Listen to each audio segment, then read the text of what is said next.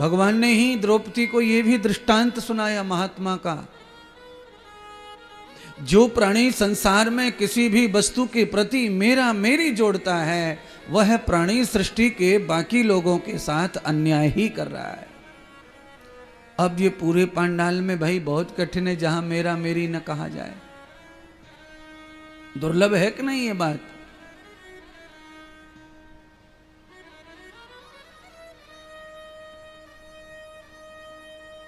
कौन नहीं कहेगा? ये तो कहना ही पड़ता है।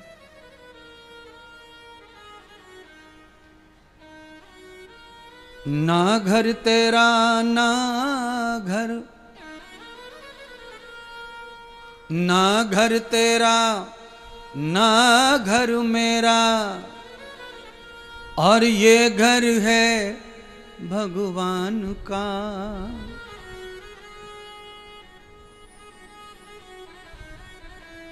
तो फिर तूने क्या छोड़ दिया? महात्मा ने कहा फिर तुमने छोड़ क्या दिया? उसने कहा कि मेरा धन छोड़ दिया, मेरा घर छोड़ दिया। या दृष्टवाम त्वया कृतम च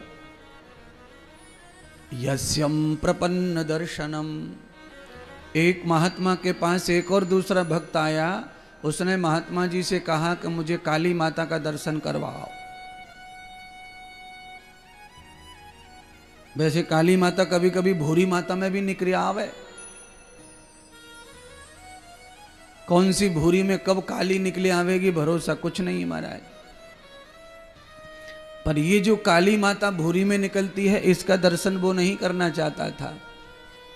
एक महात्मा थे जिन्होंने काली माता को प्रसन्न कर लिया था, तो उसके भी मन में आ गया ये कि आपके बारे में सुना है, अगर सच है तो हमें भी दर्शन कराओ। और एक और बात सुनिए, पूरे जगत में तुमसे कोई ये कहे कि मुझे फलाना देवता सिद्ध हो चुका है, उस पाखंडी को उसी समय पकड़ लो और उससे ये कहो कि हमें दर्शन करवाओ। बस कोई तुमसे ये कहे कि हमें फलाना भगवान दर्शन देता है, तो उससे भी तुम यही कहो कि हमें भी करवाओ।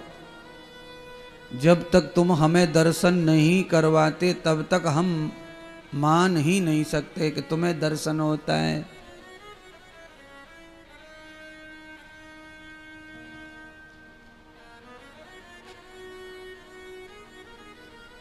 क्योंकि अंधविश्वास, ये पाखंड इस तरह मिटेगा नहीं समाज में, ये पनपता ही रहेगा, पनपता ही रहेगा। तो उसने कहा कि आप मुझे दर्शन करवाओ महाराज।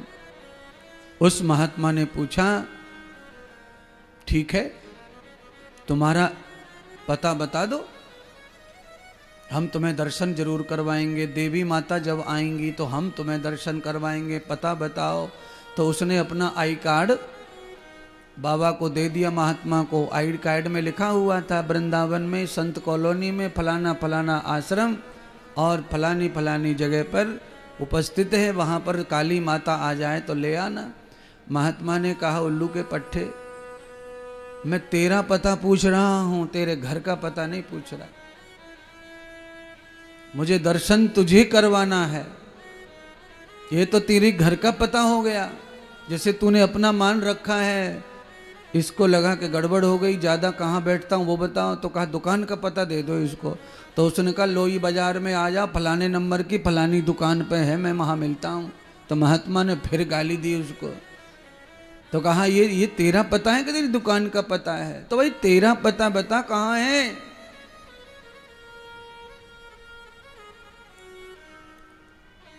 अंत में वो आदमी थक गया और अपने बारे में कुछ बता पाया, अपना पता नहीं बता पाया। तो महात्मा ने कहा कि जब तेरा पता तुझे मिल जाए उसी दिन तुझे काली का दर्शन भी हो जाएगा।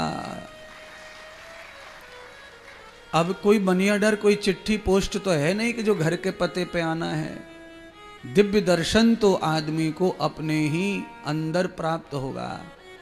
जब तक आप अपने आप की आत्मा को नहीं पहचान लेते तब तक काली दर्शन नहीं है, भगवत दर्शन नहीं है, दिव्य दर्शन नहीं है।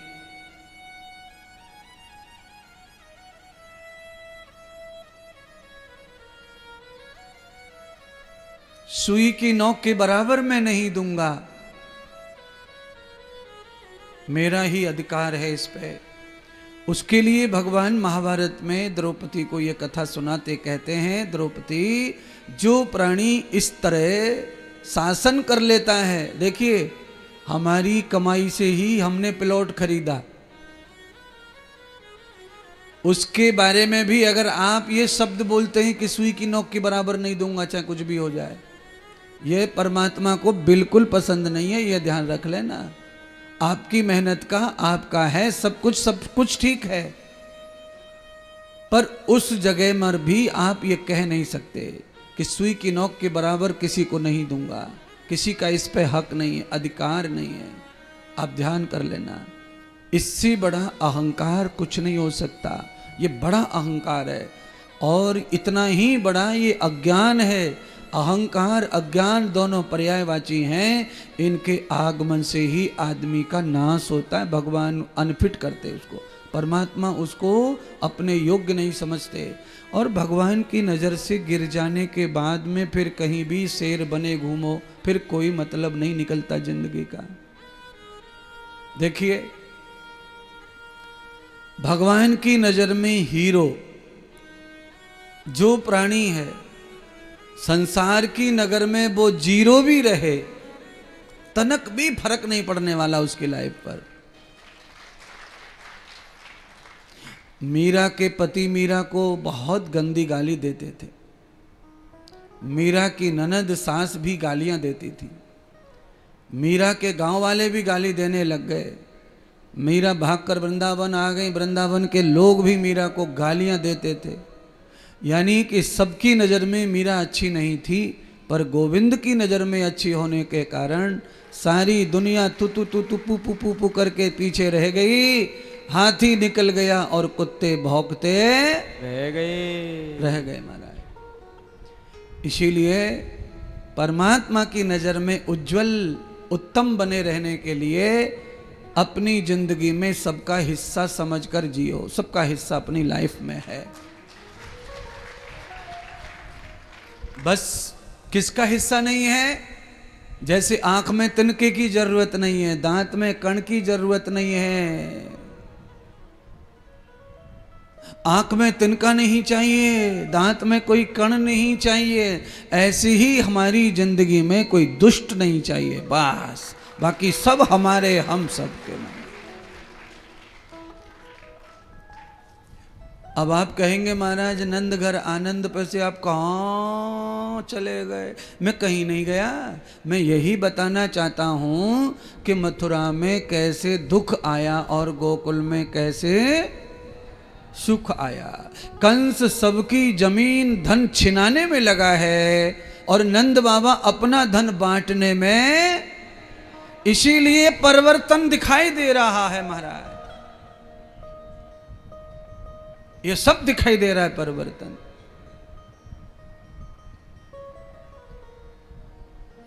नंद बाबा ने घोषणा करवा दी आनंद उत्सव की, आनंद उत्सव मच रहा है।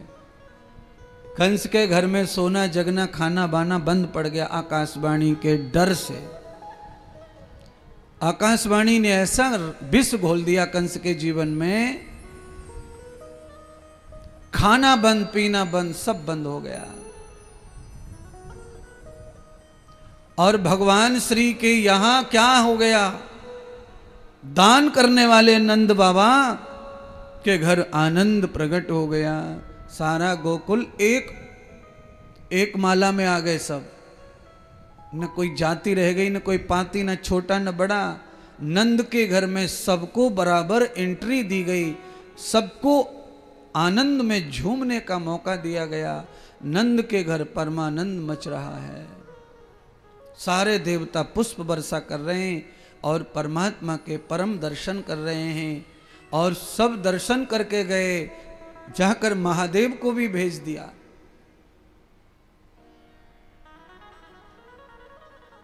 देवों के देव महादेव भी गोकुल में पधार गए, उन्होंने भी परमानंद का दर्शन किया। और वो भी दर्शन करके भगवान के जब चले गए, उन्होंने भी आकाशवाणी की, त्रिविधलोकम पुण्यम भवंत कृतान भूय जाते जाते भगवान शंकर भी धूल उड़ाकर चले गए कि ये त्रिलोक के नाथ है भाई, ये त्रिलोक का कल्याण करने के लिए धरती पर पधारे हैं। अच्छा, आपने ट्रक के आगे या पीछे धूल कहां उड़ते देखी है? गाड़ी चलती है तो धूल कहां उड़ती है? हाँ, अच्छा धूल होती तो आगे भी है, आगे धूल होती है तभी पीछे उड़ती है, आगे होगी नहीं तो उड़ेगी कहां से? पर आगे धूल का प्रेशर नहीं रहता। गाड़ी के इंजन, गाड़ी के पहिए के प्रेशर से जैसे पंखा से धूल उड़ सकती है, ऐसे पहिया से भी धूल उड़ती है, वो भी पंखा ही है, पीछे धूल उड़ती। ऐसे ही शंकर भगवान के चले जाने के बाद धूल जो उड़ रही थी उसमें हल्ला उड़ रहा था कि वो सच्चिदानंद है, वो परब्रह्म है, वो दीनानाथ है, वो त्रिलोकीनाथ है, वो लीलाधारी लीला करने के लिए नंद के घर गौ सेवा का फल देने आए हैं, गौ सेवा करने आए हैं। जो गौ सेवा में निरंतर लगा हुआ है वह आनंद को अवश्य अवश्य अवश्य ही पाएगा।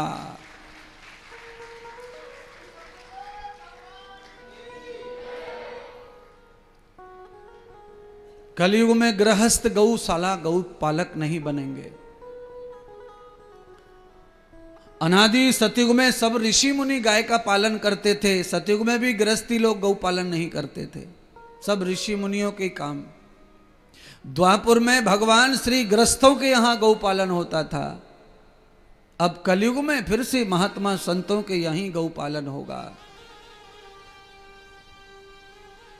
गौ पालन जो महात्मा नहीं करेगा उस महात्मा को सिद्धि प्राप्त नहीं होगी, अपनी आत्मा की जीवन की सार्थकता उसकी बेकार हो जाएगी।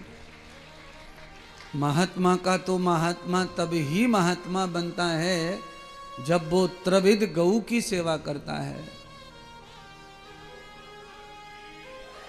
गौ की सेवा करने से आदमी की इंद्रियां भी बहुत मजबूत होती हैं प्यारे बंधुओं, सात्विक मन हो जाता है, बुद्धि सात्विक हो जाती है। केवल एक ही जानवर पशु के रूप में गौ माता ऐसी है कि इसका संग करने से कोई मनुष्य पशु जैसा नहीं होता है। बाकी बकरी चलाने वाला, भेड़ चराने वाला, भैंस चराने वाला वो ऐसा ही हो जाता है जैसा भैंस गाय बकरी होती है, उसका बुद्धि उसकी सोच। पर गाय चराने वाले की बुद्धि बहुत तीव्र हो जाती है, उसके अंदर पावनता सात्विकता आ जाती है। गाय चराने वाला ग्वारिया जो रहता है वो क्रोधी स्वभाव का नहीं रहता। क्यों नहीं रहता? कहा गया है कि किसान और ग्वारिया का जो बुद्धि है वो घुटनों में रहती है, 12 बजे के बाद ही आती है खोपड़ी में।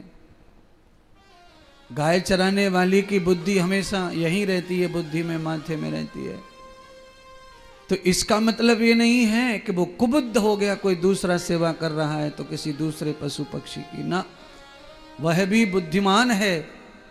पर ये समाज में ऐसी कहावत है, आदमी सुबह सुबह जब दिनचर्या में लग जाता है, जानवर की सेवा में लग जाता है, खेती खसानी में लग जाता है, 12 बजे जब उसे ताप धूप लगती है, ठंड में आता है, भोजन पानी करता है, तभी वो दुनिया का सोचता है। इसलिए कहावत बनी है कि 12 बजे बुद्धि आती है।